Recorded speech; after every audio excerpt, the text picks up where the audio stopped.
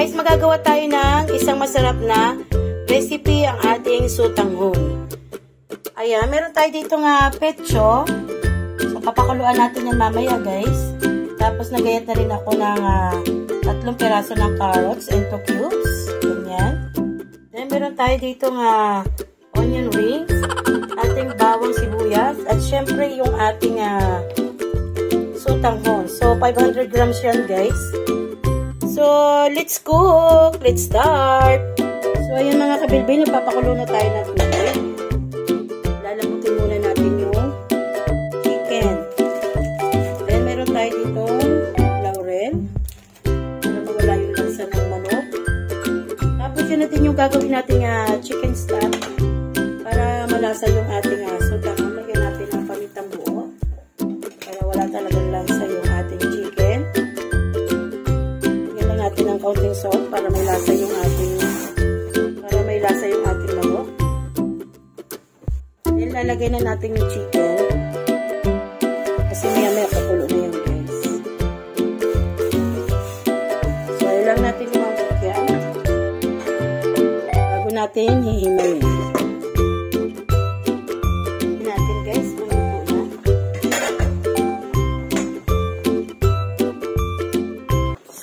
Medyo luto na ito guys. Hanguin na natin. Hanguin na natin ito mga kabilbil. Tapos palalamigin natin ito. Para mabilis natin siyang mahimay. So ito na.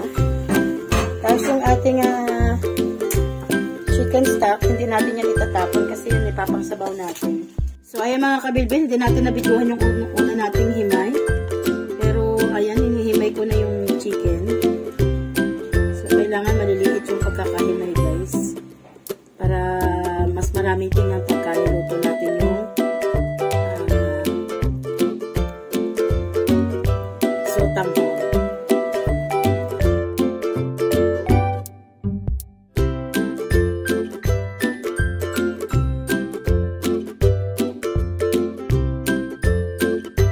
Yan, nahimay na natin yung chicken mga kabilbil. Ayan, magsusutay na tayo ng gulay. Mainit na yung kawali natin mga kabilbil. At ngayon naman ay magigisa na tayo ng ating sutanghon. So, meron tayo ditong oil.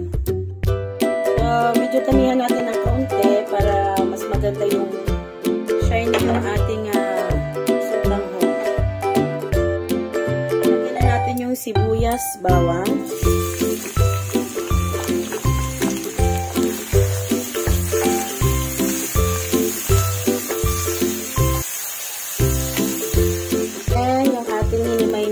Chicken.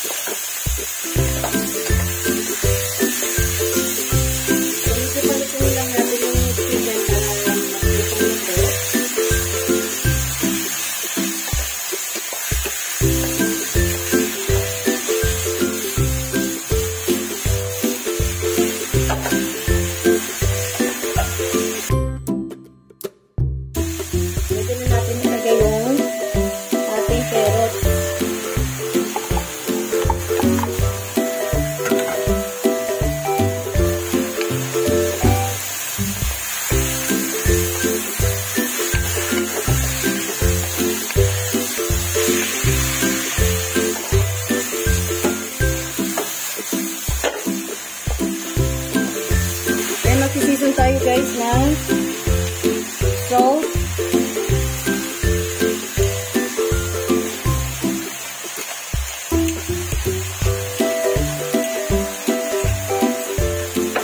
Tapos yung ating paminta.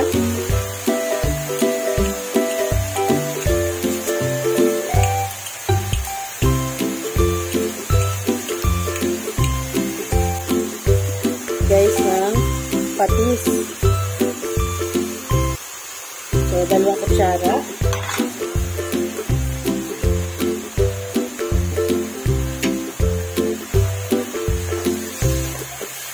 Ayan, nagbangbang na.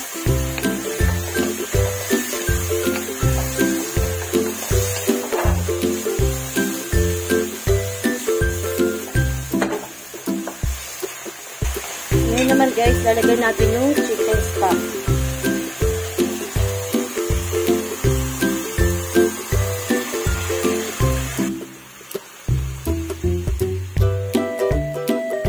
Malasa yung ating sotanghon. Lalagyan natin ito ng isang chicken cubes. Yan, hintayin lang natin na kumulo yan mga kabilbil.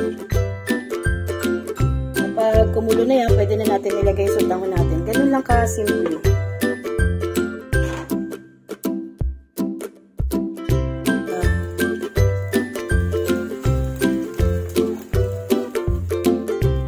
Chicken stock.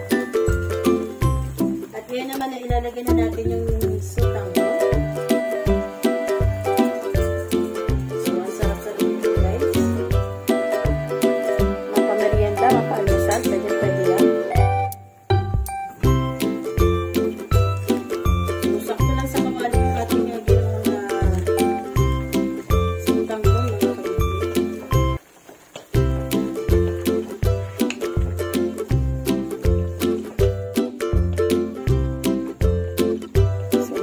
Kanyang kulay.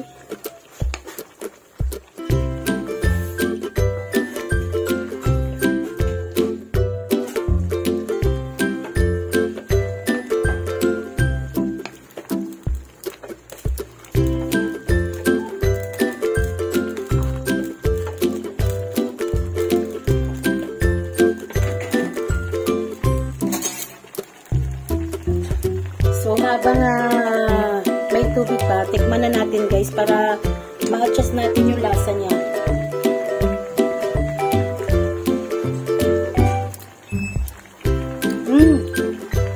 Sarap. Ito lang yung lasa guys.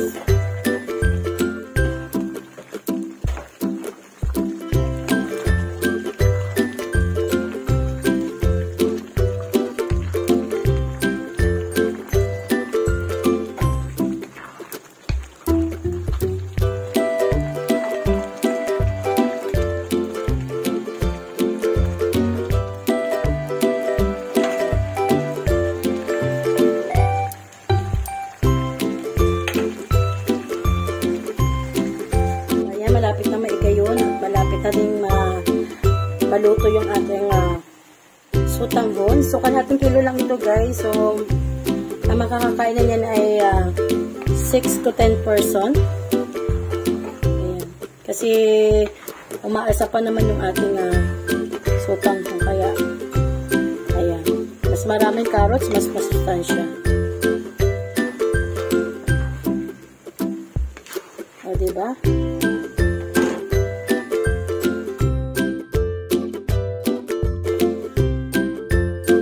So, ayan, luto ng mga kabilbil. Magpi-plating na tayo.